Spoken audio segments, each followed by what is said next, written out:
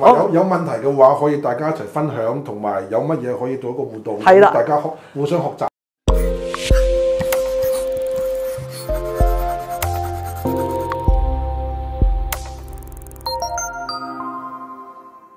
哇 ，Marco 師傅，哇，好耐冇見咯喎！好耐冇見，係喎，真係，哇！你係咪去邊度發達啦？唔使做而家你。要做嘢，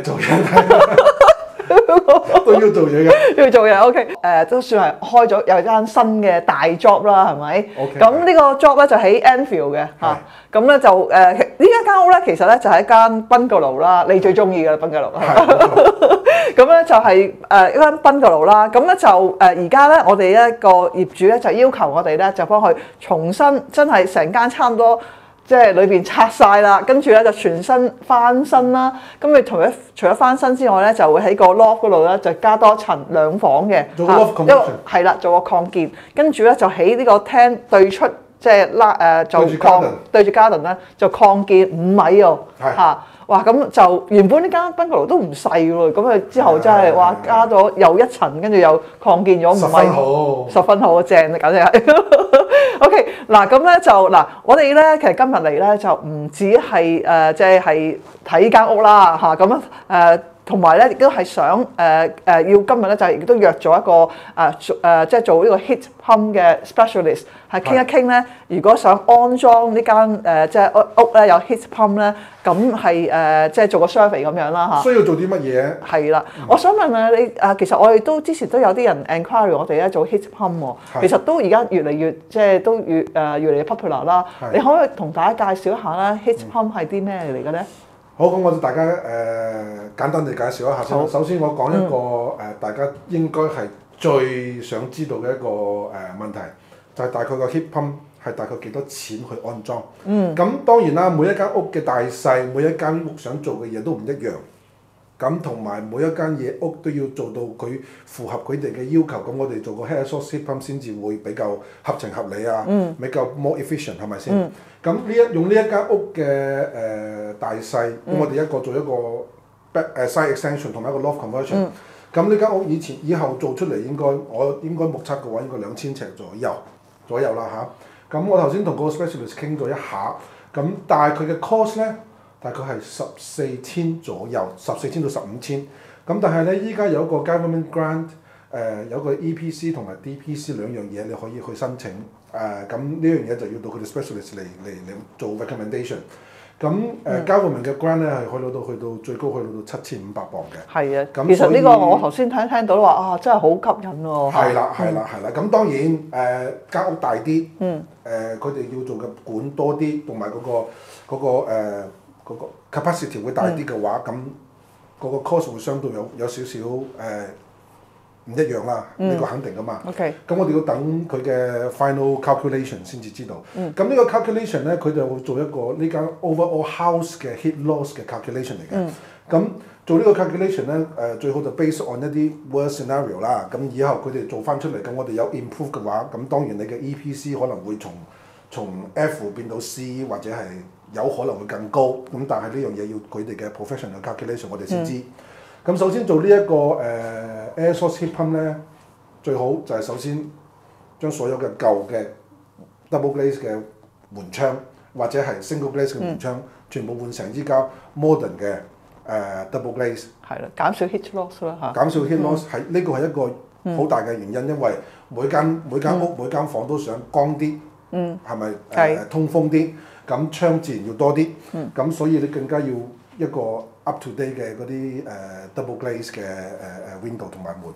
咁另外一樣嘢咧 ，to reduce 嗰個 heat loss 嘅話咧，就係做一個 external insulation plus render。咁呢個 render 咧，頭先根據我同 specialist 嘅一啲即係簡單嘅 conversation 啦，佢建議係大概要做最好就做到70到100 mil 嘅。咁當然仲要有其他嘅嗰啲咁樣嘅 heat loss 嘅因素啦。咁因為好似呢一間屋會做到呢一個loft conversion 嘅時候，咁我哋都同佢提到一點，到底係做 warm roof 好啊，定係做 cold roof 好？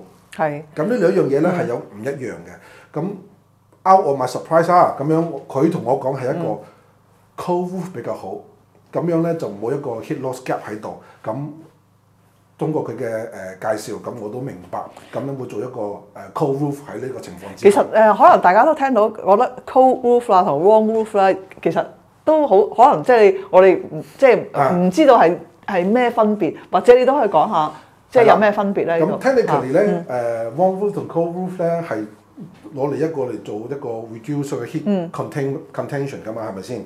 咁一個 warm roof 嘅意思咧，就係個 insulation 放喺個 flat roof joist 嘅上面。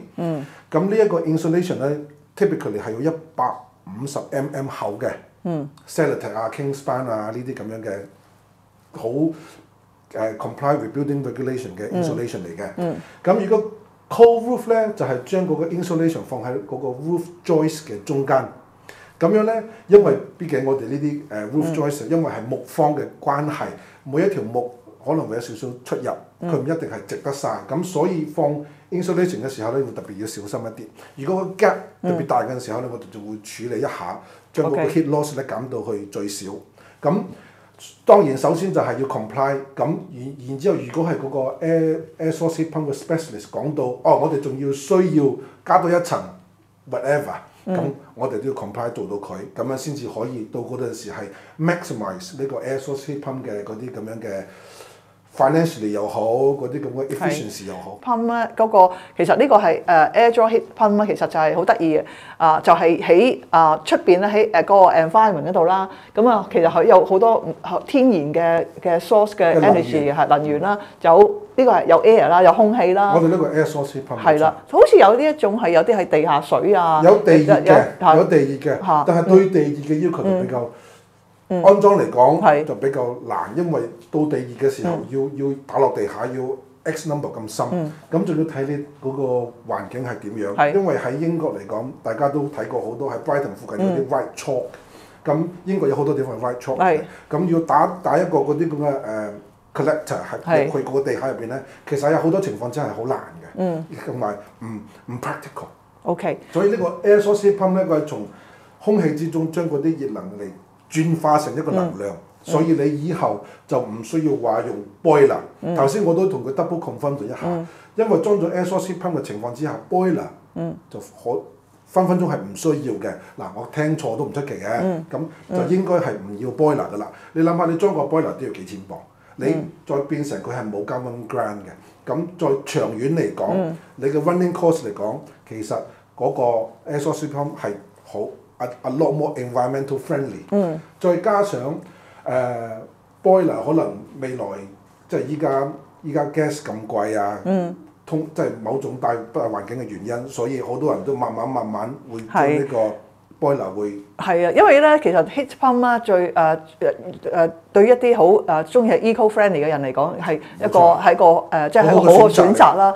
咁另外咧，其實當然係第二個咧，就係因為係有可以 cut 一啲即係可以嗰個 energy 嗰個 cost 係平一橛嘅嚇。咁啊最緊要交民有個7500磅嘅一個 grant 喺度，你去申請嘅時候通過咗，你反而你一將個原來嘅，比如14,000、15,000咁樣，你等於半價可以裝得到，何樂而不為啫？係啊，咁同埋係啦，同埋嗰個energy 嗰個 cost 咧，我知道如果再配合埋 solar panel 咧，其實咧就比原本而家用開嘅即係 gas running 嘅 energy bill 咧，可以平即係平一橛嘅嚇。依家好似依家呢個環境，即係好似呢個 global warming 係咪先？咁樣你呢個 solar panel。